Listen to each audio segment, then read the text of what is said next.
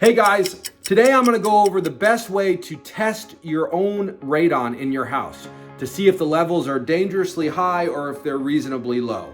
And if they're not, I'm going to go over the reasons and why you want to get them down lower and how you potentially can do that. Radon is the #1 cause of lung cancer after smoking. This is a good map to see where you are located and what radon levels are in your soil. Radon is an invisible radioactive gas that comes from the ground.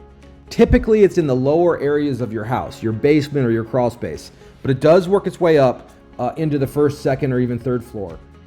2.7 is the action level recommended by the World Health Organization. 4.0 is the action level recommended by the U.S. Environmental Protection Agency. The average cost to have your house tested for radon by a professional is anywhere from $400 to $1,400 with a national average of $840. What's the alternative? This little meter from Airthings that I purchased on Amazon for $145. Highly recommended. So I'm going to go through what it takes to use this little meter and see where you are with your radon. Okay, so step one, you need to add the 3 AAA batteries into the detector. Okay, once you do that, it gives it power. The next step is you want to make sure that you reset it. Okay, so I reset it to here. It's a little baby button, you can barely see it. But you just get something sharp and you just hit that button. Then it goes through its calibration mode. You can kind of see that it's, going through everything, counts down. And then the next step is to place it in a location where you think radon may be close by. In my case, it's likely in the basement. So I'm going to put it in the basement first, and then so normally it's on the lower levels of your house. But if it comes up at a high level, you've got your long-term average here, and you've got your short-term. So obviously long-term is the big one to keep an eye on. The longer the sample, the better in terms of figuring out what kind of exposure you have. Okay, so my next step, I'm gonna take my tester and I'm gonna put it down in my basement here. A bunch of stuff down here. But you can see my basement, nothing too special here. I do have a vapor barrier down, a plastic vapor barrier. And that is, underneath that is dirt.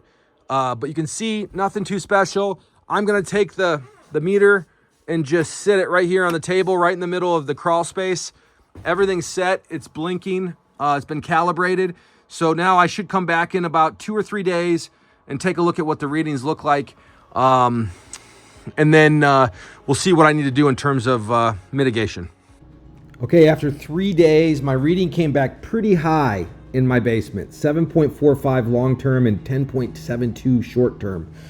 Just pulled the meter from upstairs, and as you can see, we're at long-term 3.18. I was upstairs for about 4 days. So that's not terrible, but not great. Okay, so now that I've tested it both in my basement and on my upstairs, and both readings are coming back way above the 2.7 and the 4.0 readings, it's time to act. So there's 2 choices here. You can either call a professional radon remediation company, or you can put your own system in, which I'm going to do in my next video on DIY radon system installation. Or you can take a look at hiring a company in your area to come in, likely do another test to make sure that it really is indeed a problem, and then go forward with actually putting in the system. Again, the system to have professionally installed is gonna probably be pretty expensive, anywhere from $2,000 to $3,000. To do it on your own, my bet is $300 to $500. So you're gonna have an expense no matter how you deal with this, but what is the cost of healthy living? And ultimately, if you're leaking toxic gas into your house, it's not great for your family's health, and certainly your health as well. So thanks for watching. I really hope that you guys learned something. This little meter is a great device that at least alerts you to the problem if you have a problem.